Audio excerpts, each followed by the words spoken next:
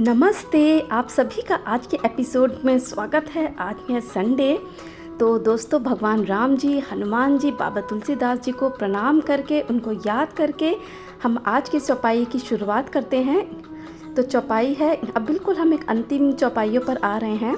जय जय जय हनुमान गोसाई, कृपा करहु गुरुदेव की नाई।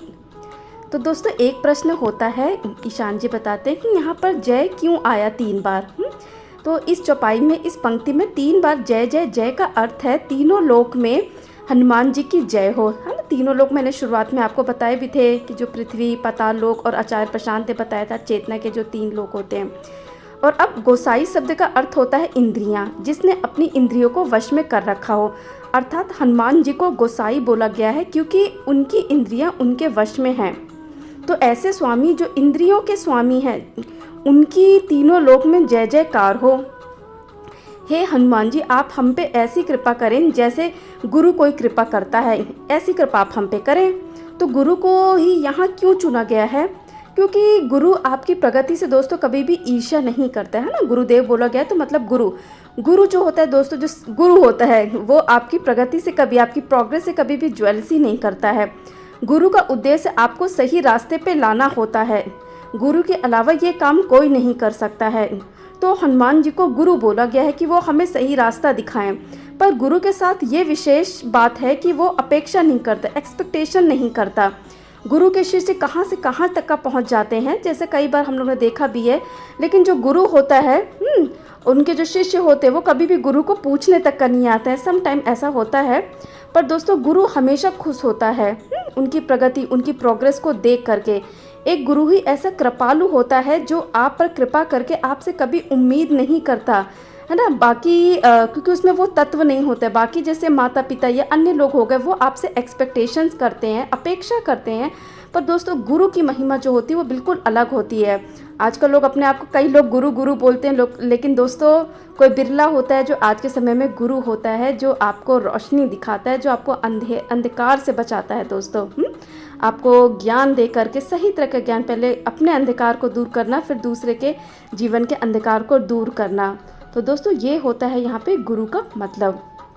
तो गुरु की महिमा जो होती है दोस्तों वो बिल्कुल अलग ही होती है। तो ये इस चौपाई का अर्थ था। अब है, जो 7 बार पाठ कर कोई, छूट ही बंदी महासुख होई। इन पंक्तियों से दोस्तों लोग सोच सकते हैं कि जो हनुमान चालीसा का क्या 7 बार पाठ करता है उसको सुख प्राप्त होता है। दोस्तों, बड़ी इंपॉर्टेंट चौपाई है। मैंने यूट्यूब पे बहुत सारे लोगों को देखा है जो थंबनेल डालते हैं, या बहुत लोग से कहते सुने 7 बार पाठ किया, 14 बार, 108 बार, इतनी बार किया। तो क्या दोस्तों उसको सुख प्राप्त होता है? क्या वो सारे बंधनों से छूट जाता है और उसको महा सुख की प्राप्त होती है? तो दोस्तों, यहाँ पे कई लोगों के कई तरह के मत हैं, मतलब मान्यताएं हैं। कोई कहता है 7 बार, कोई कहता है 100 बार तुम बंधनों से मुक्त हो जाओगे। तो मूल बात 7 बार या 100 बार की नहीं है। मुझे भी लाइन बहुत अच्छी लगी थी, क्योंकि मैं भी सच में, विश्वास मेरे अंदर भी था, हाँ इतनी बार लोग करते हैं। तो दोस्तों, मूल पाठ होता है, केवल बात होती है केवल पाठ करने से। क्योंकि पाठ करने और पढ़ने में अंतर है। पाठ करने में पाठ करने वाला मगन हो जाता है, वो ऊबता नहीं है। एक न्यूज़पेपर आप 1-2 बार के बाद नहीं पढ़ पाते हैं, है ना। पढ़ने का मतलब होता है कि आपने 1 बार 2 बार पढ़ा, फिर आपको बोरिंग लगने लगता है। पर गुरुओं की जो पुस्तकें, उनकी किताबें होती हैं, बुक्स जो होती हैं, वो हजारों साल तक इम्पोर्टेंस रखती हैं। तो जब आप गुरुओं की वाणी, उनके शब्दों का नियमित रेगुलर पाठ करते हैं, तो उसका प्रभाव क्या होता है? उन वाणी में जो छिपी शक्ति होती हैं वो हमारे जीवन का हिस्सा बन जाती हैं। जैसे हनुमान चालीसा में से मेरे को इतनी लर्निंग हुई, आप में से कुछ लोग ने जो देखा होगा पूरी सीरीज़, काफ़ी लर्निंग हुई होगी, या यूट्यूब पे और किसी को भी देखा होगा तो लर्निंग हुई होगी। तो बंधन क्या है, बॉन्डेजेस क्या हैं? उन बंधनों से मुक्ति के लिए आपको कुछ शक्ति की ज़रूरत होती है। अब वो शक्ति ही तो चाहिए। वही शक्ति जब आपके जीवन का हिस्सा बनेगी तो हमारे सारे बंधन, अर्थात सारी समस्याएं, चैलेंजेस, उन सबको जीतने के लिए शक्ति चाहिए। जैसे मनुष्य का सिस्टम कभी कभी वीक पड़ जाता है, मतलब हमारे अंदर की क्या शक्ति तो होती है दोस्तों, वो वीक पड़ जाती है। क्यों? शक्ति के अभाव में एनर्जी नहीं फील होती है हम लोगों को। और जब हम इन चीज़ों का पाठ करते हैं अक्सर, वैसे तो हम लोग बहुत लोग के अलग अलग तरीके होते हैं, मैं ये नहीं कह रही हूँ कि हर किसी के लिए ऐसा होता है, लेकिन कुछ भी किसी चीज़ को भी, किसी को खाने से कोई चीज़ ड्रिंक लेने से मतलब कहीं ना कहीं से एनर्जी मिलती है। और दोस्तों सबसे बड़ी चीज़ यहाँ जिस कॉन्टेक्स्ट में बात हो रही वो हो रही कि इन चीज़ों का पठन पाठन करने से, संतों की वाणी को पाठ करने से, उनको समझने से, चाहे कबीर जी की हो, मीराबाई जी की हो, परमहंस जी की हो, बहुत ऐसे कवि संत सेंट्स लोग हैं, उनका पाठ करने से जो शक्ति का संचार होता है वो अलग ही होता है।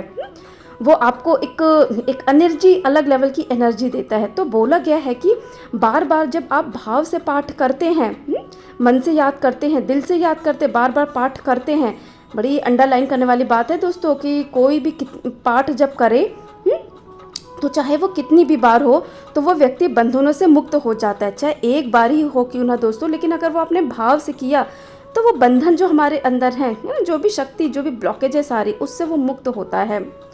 तो इन रचनाओं में डूबने से हम हनुमान चालीसा के साथ जुड़ते हैं, ना कि केवल दोस्तों पढ़ने से, रीडिंग करने से। यदि आपको दोस्तों मतलब ठीक लगे, जिस भी किसी गुरु की वाणी का पाठ आप करते हैं, आप खुद एक्सपेरिमेंट करिएगा। गुरु नानक जी है ना, सिखों में गुरु नानक जी के लोग साखियाँ और वो पढ़ते हैं, गुरु ग्रंथ साहब पढ़ते हैं, कबीर दास जी के लोग दोहे पढ़ते हैं, रैदास, फरीद, मीराबाई। तो उन पाठों के साथ दोस्तों जुड़ना सीखिए। जब उनको जुड़ना, उनको समझना सीखेंगे दोस्तों, तब हमारे अंदर कुछ ना कुछ वाइब्रेशन जो होती है, कुछ ना कुछ जो शक्ति होती है दोस्तों, वो एक अलग ही तरीके की फॉर्म लेती है और तब सार्थक होती हैं ये पंक्तियाँ कि जो सतबार पाठ कर कोई, छूटे बंदी महासुख होई। तो दोस्तों ये थी आज की 2 चौपाइयाँ।